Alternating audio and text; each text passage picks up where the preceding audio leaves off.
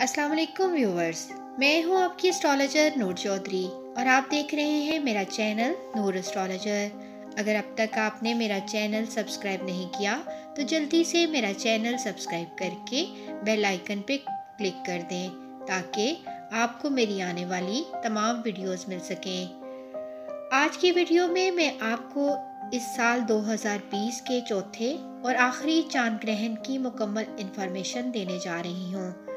Video को आखिर तक मुकम्मल ज़रूर देखिए क्योंकि इस वीडियो में इंफॉर्मेशन के साथ साथ इंतहाई अहम पेशगोइयाँ भी की गई हैं और चांद ग्रहण के दौरान की जाने वाली इबादत और सदकात के साथ साथ आप सबके बरूज पे इस ग्रहण के क्या असरात मुरत्तब होंगे इसके बारे में भी बताया जाएगा। माहिरीन फल्कियात के मुताबिक सूरज और चांद के दरमियान अगर ज़मीन गर्दिश करते हुए आ जाए तो चांद को ग्रहण लग जाता है और चांद की रोशनी और मखसूस असरात ज़मीन की तरफ आना रुक जाते हैं। जैसा कि मैं पहले भी बताती रही हूँ कि दुनिया में बहुत बड़ी तब्दीलियाँ रूनुमा होने वाली हैं। इस सूरत हाल के मुतल्लिक मैंने आपको इस साल 2020 के शुरू में भी बता दिया था कि इस खित्ते के अंदर और दुनिया के अंदर बहुत बड़ी तब्दीली आने वाली है और दुनिया किसी कुदरती आफत की तरफ जाने वाली है।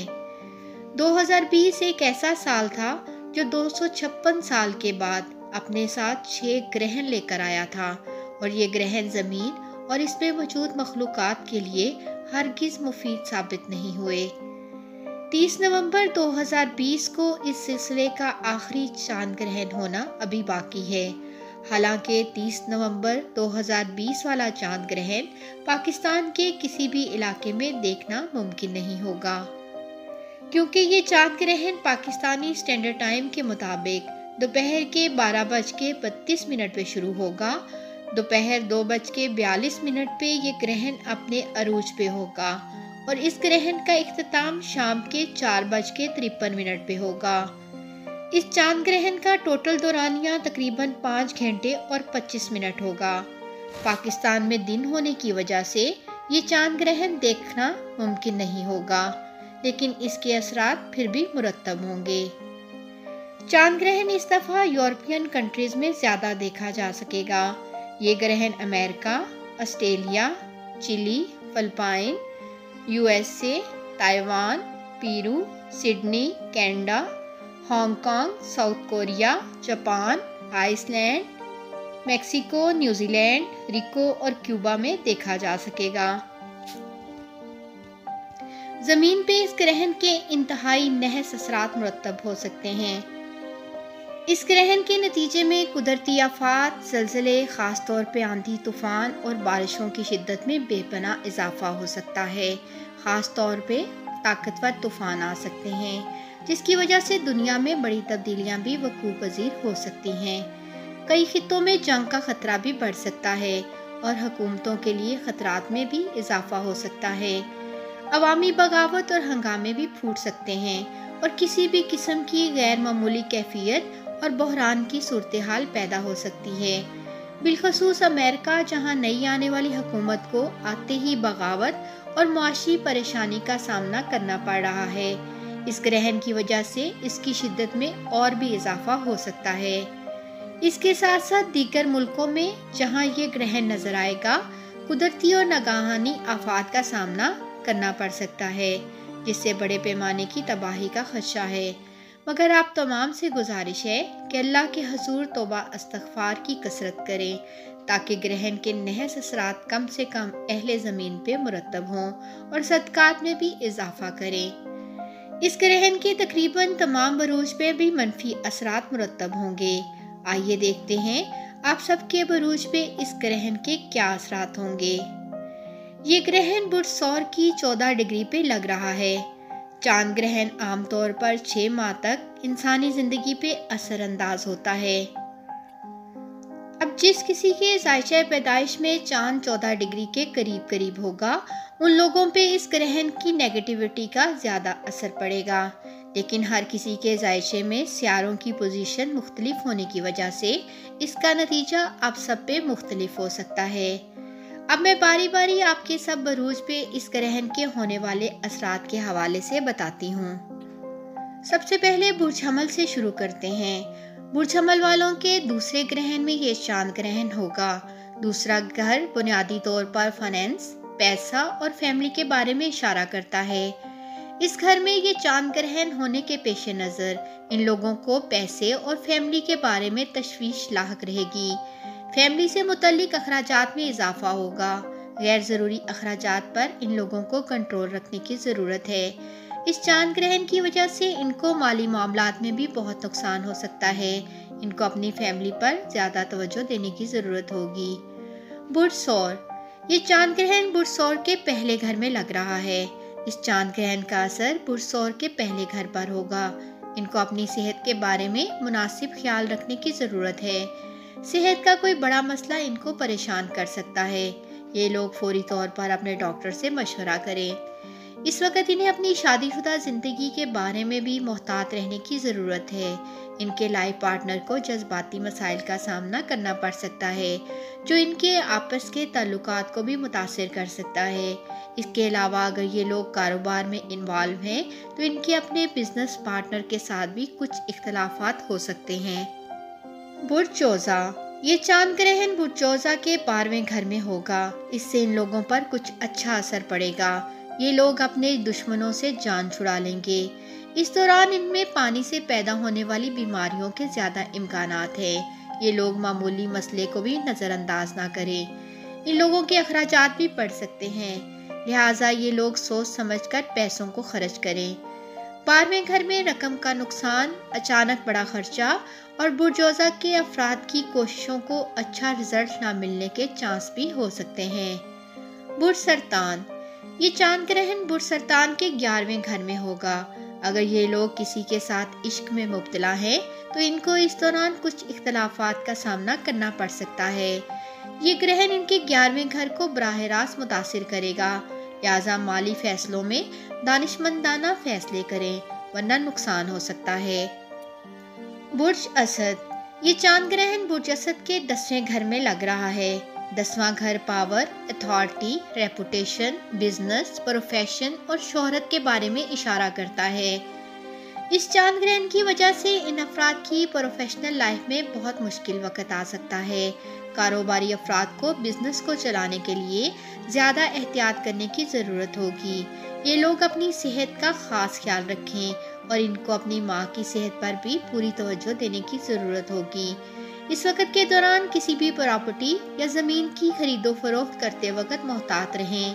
ان معاملات میں کسی طرح کا فراڈ بھی ہو سکتا ہے۔ برج سنبلہ، یہ چاند گرہن برج سنبلہ کے 9ویں گھر میں لگ رہا ہے۔ ان افراد کو چیزوں کو آگے بڑھانے کے لیے غیر موزوں خطرہ مول لینے سے گریز کرنا چاہیے۔ وقت کے ساتھ ساتھ ان لوگوں کے تمام مسئلے حل ہوتے چلے جائیں گے۔ برج سنبلہ کے افراد کو اپنی فیملی ممبرز کی وجہ سے تھوڑی سی پریشانی کا سامنا بھی کرنا پڑ سکتا ہے۔ ان لوگوں کو سفر میں بھی پریشانی کا سامنا کرنا پڑ سکتا ہے۔ برج میزان، یہ چاند گرہن برج میزان کے 8ویں گھر میں لگ رہا ہے۔ یہ ان کی صحت کے لیے کسی بھی طرح سے اچھا نہیں ہے۔ کسی بھی وائرل انفیکشن سے بچنے کے لیے ان کو احتیاطی تدابیر اختیار کرنے کی ضرورت ہے۔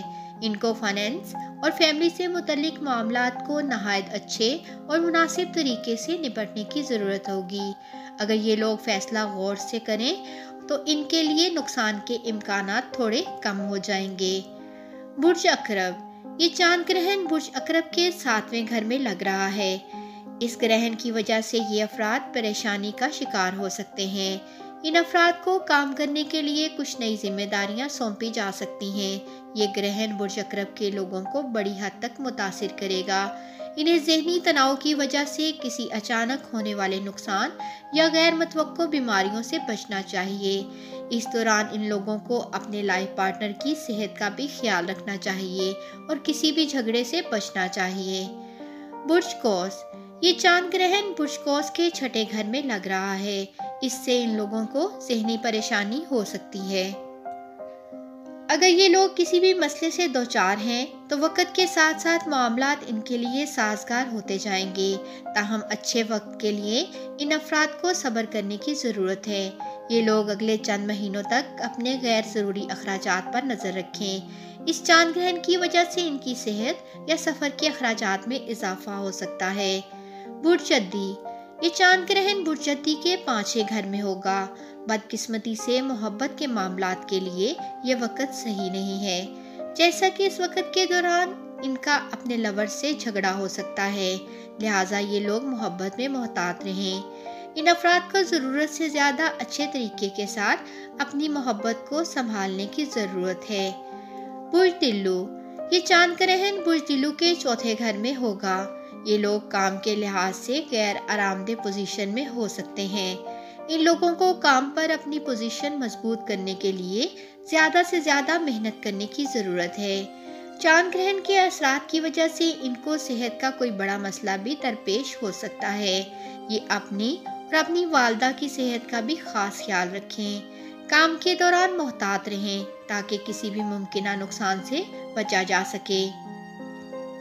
बुर्ज हूत, ये चांद ग्रहण बुर्ज हूत के 3रे घर में होगा। इनके 3रे घर को मुतासिर करेगा। इनकी बहादुरी में कमी वाक़या हो सकती है। ये लोग अपने बहन भाइयों और फैमिली के साथ किसी भी तरह के इख्तलाफात से परहेज करें। जी व्यूवर्स, 12 बुरूज पे इस ग्रहण के होने वाले असरात के बाद अब मैं आपको इन ग्रहणों की नहूसत से बचने के लिए सदकात और इबादत के बारे में बताती हूँ। सबसे पहले आप सबसे गुजारिश है कि इस बात को यकीनी बनाएं कि आप सब चांद ग्रहण में नमाज खसूफ अदा करें। रसूलुल्लाह सल्लल्लाहु अलैहि वसल्लम ने चांद ग्रहण के वक़्त नमाज खसूफ पढ़ी है। ये 2 रकअत नमाज होती है। इस नमाज को जमात से पढ़ना या मस्जिद में जाना ज़रूरी नहीं होता। जैसे दीगर नवाफिल का हुक्म है, इसी तरह नमाज खसूफ अदा की जाती है। चांद ग्रहण के वक़्त पूरे खुशू खजू के साथ नमाज खसूफ पढ़ने की कोशिश करें। अल्लाह ताला हमें हज़रत मोहम्मद सल्लल्लाहु अलैहि वसल्लम की इस सुन्नत पर अमल पैरा होने की तौफीक अता फरमाए, आमीन। इस चांद ग्रहण के असरात को कम करने के लिए रोज़ाना बाजरा छत पर परिंदों को डालें और किसी भी सफ़ेद चीज़ जैसे चावल, अंडा, चीनी, आटा, दूध वगैरह का सदका दें ताकि इस चांद ग्रहण के बदअसरात आपकी आने वाली ज़िंदगी पर असरअंदाज ना हो सकें। सदकात और दुआ से हम अपनी आने वाली बलाओं को टाल सकते हैं और सदकात और दुआएं, यही 2 चीज़ें हमारी तकदीर भी तब्दील कर सकती हैं। इससे ग्रहण के असरात भी बहुत हद तक कम या ख़त्म हो जाते हैं। अब आपसे इजाज़त चाहती हूँ। उम्मीद करती हूँ आपको मेरी ये चांद ग्रहण के हवाले से बनाई गई वीडियो पसंद आई होगी। इस वीडियो को आगे ज़रूर शेयर करें ताकि आप सबको चांद ग्रहण के हवाले से मुकम्मल आगाही हो सके और आप सबको इसके दौरान की जाने वाली इबादत और सदकात का पता चल सके। मुझे भी अपनी ख़ास दुआओं में याद रखिएगा। अपना और अपने घर वालों का ख़ास ख्याल रखें और सबके लिए दुआ करें। अल्लाह ताला तमाम मखलूक़ात को अपने अज़ाब से महफूज रखे, आमीन। इस तरह की मज़ीद वीडियोज़ देखने के लिए देखते रहें मेरा चैनल नूर एस्ट्रोलॉजर। अल्लाह हाफिज़।